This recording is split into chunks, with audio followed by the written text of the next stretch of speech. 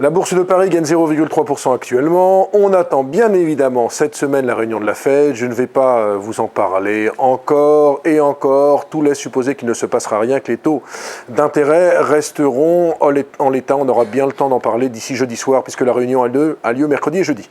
Alors aujourd'hui sur les valeurs, l'audiovisuel est en pleine forme après que Fleur Pellerin ait déclaré qu'il n'y aura pas de publicité après 20 heures sur France Télévisions. Du coup tout le monde pousse un ouf de soulagement à l'image de TF1 plus 6% ou encore de M6 plus 3%.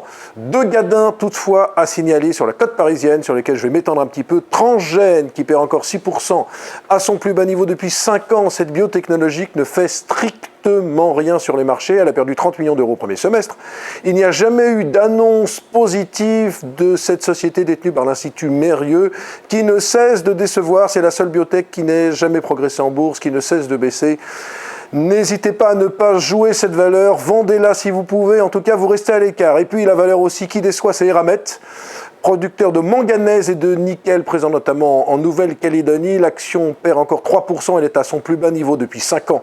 Il faut dire que ça va très mal du côté du nickel qui a perdu 53% en 1 an, 23% en 3 mois. Là aussi, même si la valeur se paye sur un price to book de 0,50, ce qui veut dire que sa capitalisation boursière vaut 50% de ses fonds propres, il ne faut pas y aller parce que le nickel ne cesse de s'enfoncer. Bref, deux dossiers à éviter aujourd'hui vraiment. Transgène et Eramet, alors il y aura peut-être des reprises techniques, des reprises spéculatives, mais franchement, c'est extrêmement dangereux, n'y allez pas. Un mot de l'euro, ça n'a rien à voir, mais j'ai envie d'en parler quand même. Pour terminer, 1,1330, alors c'est bizarre sur le marché des changes ce qui se passe.